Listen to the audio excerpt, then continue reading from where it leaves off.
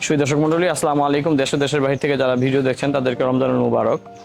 ইউনিয়নের যে প্রসিদ্ধ একটি এলাকা সেটা হচ্ছে কুচিয়ামোড়া, যেটাকে কেন ইউনিয়নের প্রাণকেন্দ্র বলা হয়।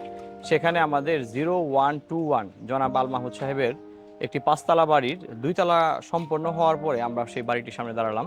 তো এখানে বাড়িটির সামনে দাঁড়ানোর দুইটি কারণ। একটা হচ্ছে আমাদের কাজের একটি ধারণা দেওয়া, দ্বিতীয় হচ্ছে একটা মালিকের সদিচ্ছা থাকার ফলে একটা বাড়ি যে কত গড়ে তোলা যায় তার একটি উৎকৃষ্ট উদাহরণ দেওয়া, যাতে আপনারা মালিক যারা আছেন তারা আমার সাথে হচ্ছে আমার শ্রদ্ধেয় খালুজান আছে।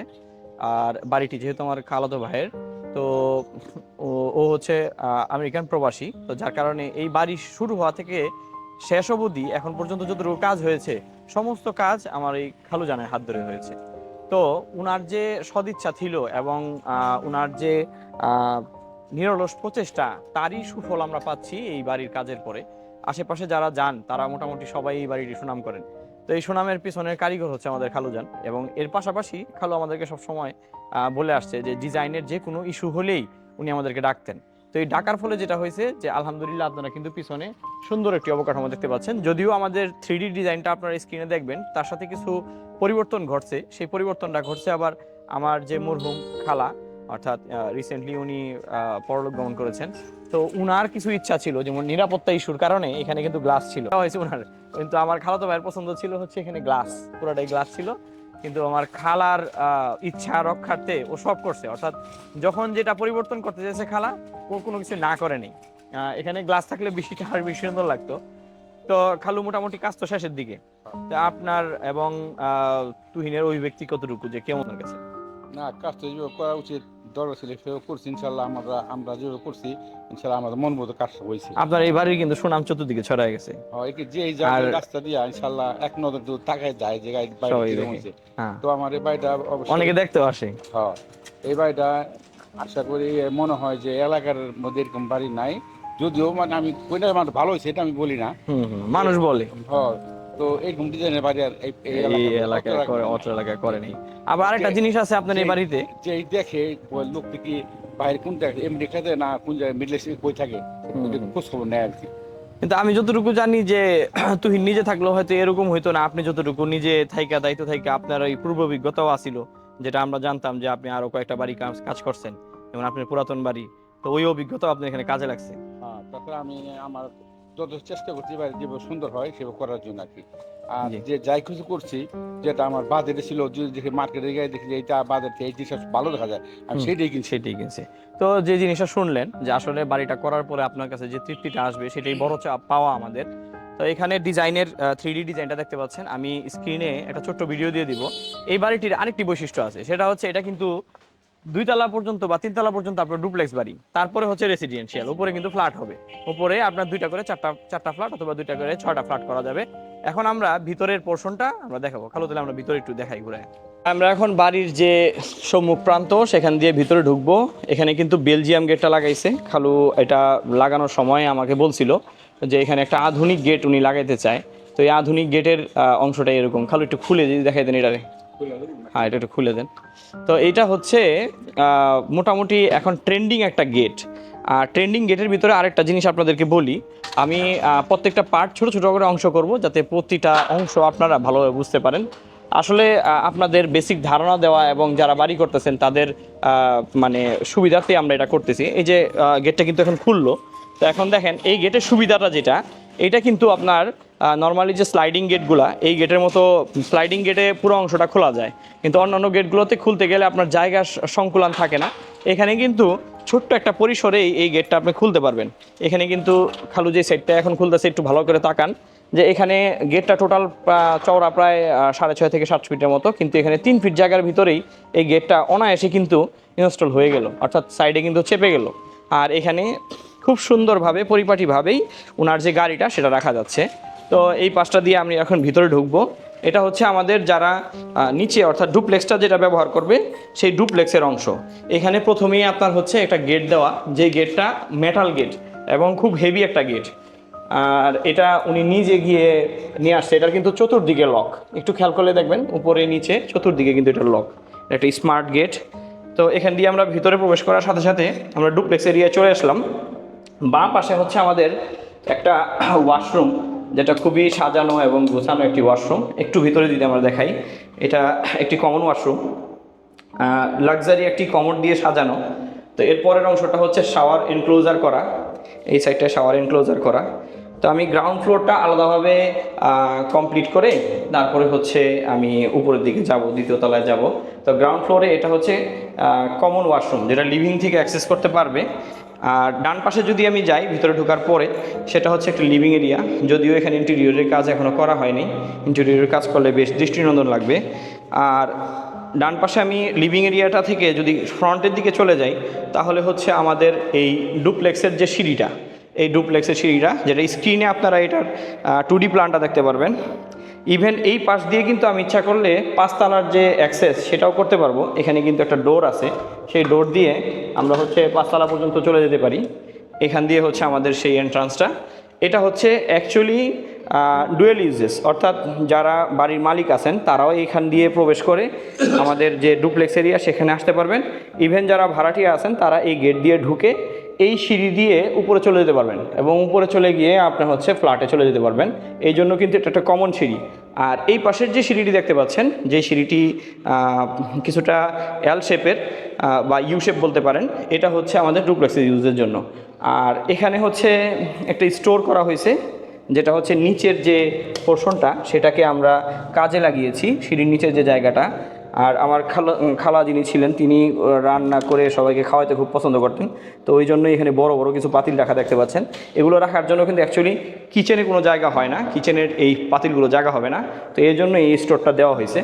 আর এটা হচ্ছে আমরা ওপেন কিচেনটা চলে আসলাম, যেটা হচ্ছে লিভিং এবং ডাইনিংয়ের ঠিক সাথেই, লিভিং এবং ডাইনিংয়ের ঠিক সাথেই। আর এই ওপেন কিচেনটা পুরোটাই হচ্ছে মেটালে করা, দেখতে পাচ্ছেন যে পুরোটাই মেটালে করা। এই জায়গায় হচ্ছে এই পাশটায় বার্নার ইউনিট, যে বার্নার ইউনিটে আমরা এখন যেটা চোখে দেখতে পাচ্ছেন সেটা হচ্ছে হুডের নিচে এখানে হচ্ছে বার্নারটা ইনস্টল হবে। আর এর পাশে হচ্ছে কাটিং বোর্ড বসানো হবে, এর উপরে আপনার একটা প্রোফাইল পাল্লা দিয়ে সাজানো, তার উপরে হচ্ছে সলিড পাল্লা, এই সাইডটাও প্রোফাইল পাল্লা দেওয়া হয়েছে।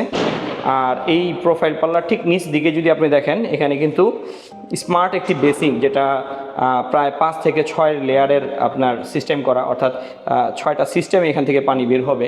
আর এই পাশটা টোটালটাই হচ্ছে গ্রানাইট দিয়ে টপ টেবিলটা করা হয়েছে, যেটা আপনার সার্ভ টেবিল হিসেবে ব্যবহার হয়। তার পাশাপাশি এখানে কিন্তু একটা উইন্ডো রাখা হয়েছে।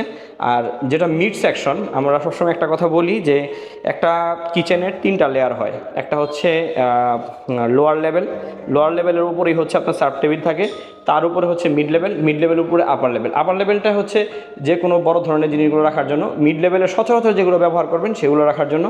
আর এই পোর্শনটা সবচেয়ে বেশি গুরুত্বপূর্ণ, যেখানে আপনি অনায়াসেই পুরো প্রোফাইলটার ভিতরে সব কিছু আপনি গুছিয়ে সাজিয়ে রাখতে পারবেন। আর এখানে আরেকটা জিনিস অ্যাড করা হয়েছে, সেটা হচ্ছে আমাদের এই রুমটা ছিল একটা গেস্ট বেডের পরে যদি পিছনের অংশটা আমরা দেখি, পিছনে খালার নিজস্ব পছন্দ মতো এই পাশে খালু একবারে সুন্দরভাবে এই জায়গাটাকে সাজিয়েছে। আমি একটু লাইট জ্বালিয়ে নিই, তাহলে সব কিছু দেখা যাবে সুন্দরভাবে। তো এই পোর্শনটা হচ্ছে আমি এখন যে জায়গাটা আসলাম, এটা পুরো বিল্ডিংয়ের বাহিরের একটা অংশ, কিন্তু বাহিরের অংশ হলেও এটা এমনভাবে খালু সাজিয়ে নিয়েছে, এটা আমাদের ডিজাইনে ছিল না, উনি নিজের মতো করে সাজিয়েছেন এবং খুব সুন্দরভাবে সাজিয়েছেন। তো খালার ইচ্ছা ছিল যে এই জায়গা দিয়ে ওনার পিছনে কিন্তু যতটুকু জায়গা বাড়ি হয়েছে তার সেম অংশ জায়গা পিছনে আছে। তো এই জন্য এখানে একটা দরজা রাখা হয়েছে, যেটা দিয়ে উনি ওনার পিছনে জায়গা বাগানে যেতে পারবে। ওখানেও সেম অংশ জায়গা, অর্থাৎ এখানে 14 শতাংশ জায়গা, তার ভিতরে 7 বাড়ির এই সাইডটায় আছে আর 7 ওই বাড়ির ওই পোর্শনটায় আছে। আর এখানে পুরো জায়গাটাকেই উনি একটা বাহিরের কিচেন হিসাবে সাজিয়ে নিয়েছিল, যেখানে কিন্তু আপনারা এই যে টপ বেসিন দিয়ে সাজানো দেখতে পাচ্ছেন। এখানে একটা সিঙ্ক এরিয়া করা হয়েছে, এটা ওনার পছন্দ মতো করা হয়েছে, উনি যেভাবে চেয়েছিল ঠিক সেইভাবেই। এখানে যদি রান্নাবান্না করতে হয় সেক্ষেত্রে বাহিরের রান্নার জন্য বাহিরের কিচেন সাধারণত কেউ আমি কখনোই এইভাবে সাজাতে দেখি নাই, উনি যেভাবে সাজায় নিছে।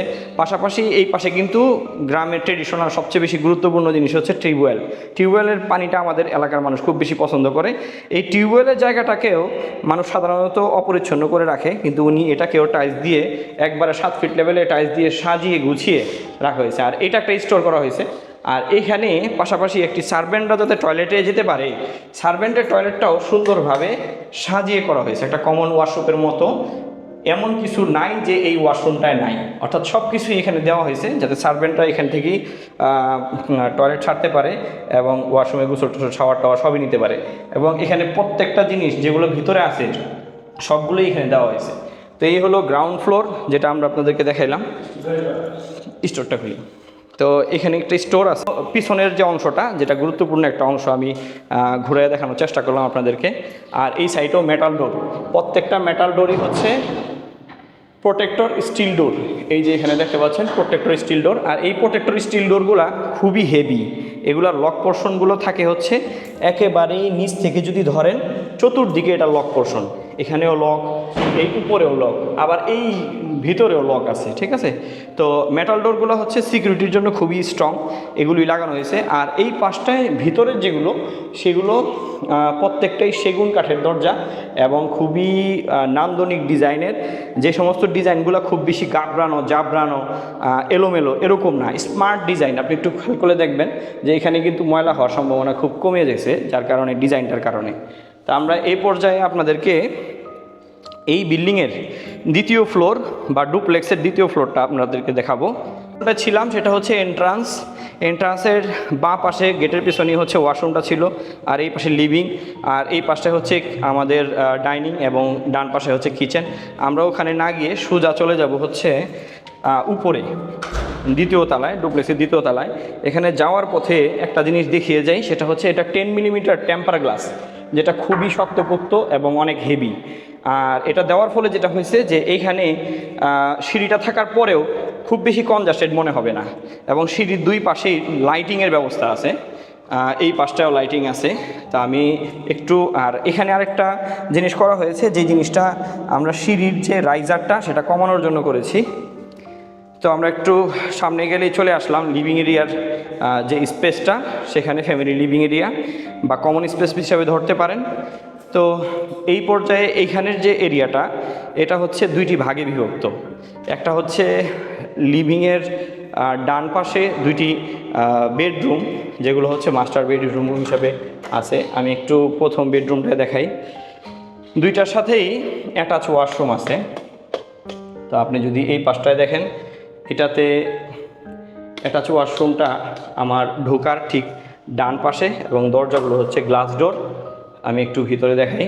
এটা হচ্ছে কমন ওয়াশরুমের মতোই সাজানো, কিন্তু এটা অ্যাটাচ ওয়াশরুম।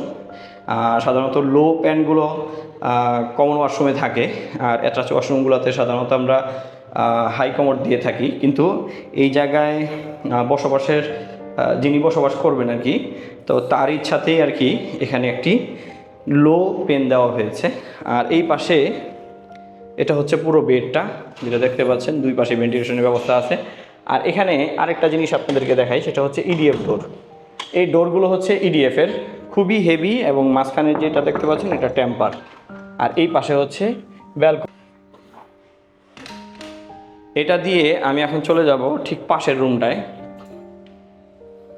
সিঁড়ি দিয়ে ওঠার পরে প্রথমেই হচ্ছে আমাদের একটি কমন স্পেস বা প্যাসেজের মতো।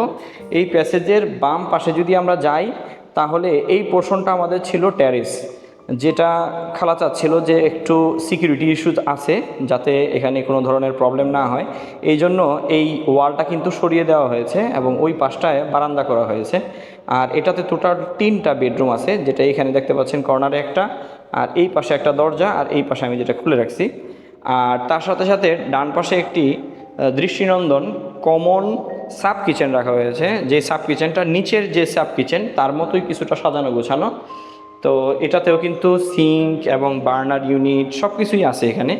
তো আমরা এই সাইডটা যেটা হবে, যে এটা যদি কোনো সময় উপরে হালকা কিছু রান্নাবান্নার প্রয়োজন পড়ে, তখন এই কিচেনটা ব্যবহার হবে। আর এটা হচ্ছে আমার খালাতো ভাই যে ওর থাকার জন্য করা। তো আমরা এটার ভিতরে একটু যাই। তো এই রুমটাও বেশ বড় সড়ো একটি রুম। তো আমি যদি এই রুমের সানলাইটটা দেখাই, এখানে পর্যাপ্ত পরিমাণ সানলাইট আছে। তারপর আমি একটু লাইট জ্বালিয়ে নিব যাতে আলোটা একটু বেশি হয়। তো এই হচ্ছে এইটার যে রুমটা। তো এই রুমে আমরা যদি একটু দেখাই, যে এটা বেশ বড় সড়ো একটি রুম, দুই পাশেই ইন্টেরিয়র করার সময় আমরা যাতে ইন্টেরিয়র স্পেসটা পাই এই জন্য জানলাটাকে একটু চাপানো হয়েছে, ওই জায়গায় জায়গাটা বেশি রাখা হয়েছে। আর এটাও সেম অবস্থা, অর্থাৎ এখানে ইডিএফ এর ডোর রাখা হয়েছে। তার পাশে পিছনে হচ্ছে বারান্দা। বারান্দায় একটা জিনিস আছে, এটা একটু দেখানো দরকার। সেটা হচ্ছে বারান্দায় এই পাশটায় আমরা একটু কম দিয়েছিলাম জায়গাটা, সামনের পোর্শনে দেখবেন এই ডিজাইনটা আছে, কিন্তু এই পাশের জায়গাটা একটু বাড়িয়ে নিয়ে এই জায়গাটা লুবার ক্রিয়েট করা হয়েছে। আর ওই যে নিরাপত্তা ইস্যুর জন্য এই জায়গাটাও গ্রিল করা হয়েছে, যদিও আমরা এটা ডিজাইনে গ্রিল দেখাই নেই।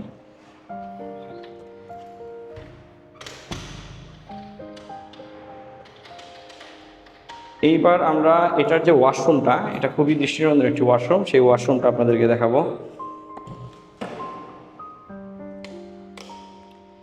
এই হচ্ছে সেই ওয়াশরুম। এই ওয়াশরুমটা একটু অন্যভাবে সাজানো। এখানে আপনি দেখবেন যে একটি কমোডের পাশাপাশি খুব বেশি কিছু রাখা হয়নি। এই পাশে একটি বেসিন বসবে, ছোট একটি বেসিন বসবে, আর এটা হচ্ছে একটি শাওয়ার এনক্লোজার।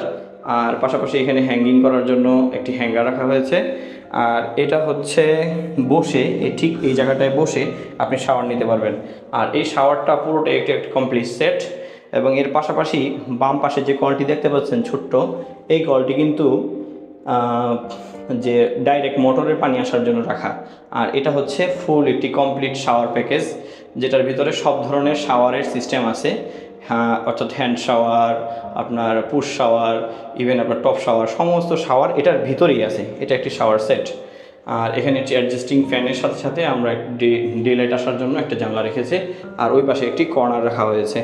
এই হচ্ছে এই ওয়াশরুমের আদ্যপান্ত। এরপরে আমরা চলে যাচ্ছি হচ্ছে এই যে মিডল পয়েন্ট বা ফ্যামিলি লিভিং এরিয়াটা। এই ফ্যামিলি লিভিং এরিয়াটায় দাঁড়ালে আমরা কিন্তু সমস্ত কিছু আমাদের দৃষ্টিতে গোচর হবে। আর বাম পাশটায় যদি আমরা তাকাই, এই সাইডের জানালাটা খুলে দিলে এখান থেকে এয়ার সার্কুলেশন আসবে, যেখান থেকে অ্যাকচুয়ালি রুট দেখা যায়। আমি একটু সামনে গিয়ে দেখাই। এটা হচ্ছে আমরা যেই জায়গায় দাঁড়ানো ছিলাম একটু আগে, সেই জায়গাটি ঠিক সামনের দিকে দেখতে পাচ্ছেন। আর এটা হচ্ছে ভিতরে আমরা চলে আসছি যেখানে। তো এই বিল্ডিংয়ের মোটামুটি যতটুকু কাজ হয়েছে প্রায় 95% কাজ হয়ে গেছে। তারপরে হয়তো আমরা ইন্টেরিয়রের কাজটায় হাত দিতে পারবো। তো যারা কাজ করতেছেন তারা একটু সাবধান হবেন, এই জন্য যে যদি আপনি কোনো কিছু অপ্রয়োজনীয় তৈরি করে ফেলেন সেক্ষেত্রে আপনার অর্থের অপচয় হবে। তার পাশাপাশি ডিজাইনের বাইরে কোনো কাজ করলে অনেক সময় দেখা যায় সেটা খরচ বাড়িয়ে ফেলে। আমরা ডিজাইনে সবসময় চেষ্টা করি আপনাদের খরচটা যাতে তুলনামূলক সাধ্যের ভিতরে বা বাজেটের ভিতরে থাকে। তো পুরো বাড়িটাই আমরা ঘুরিয়ে দেখানোর চেষ্টা করেছি যতটুকু পারলাম। তো ধন্যবাদ সকলকে। আসসালামু আলাইকুম।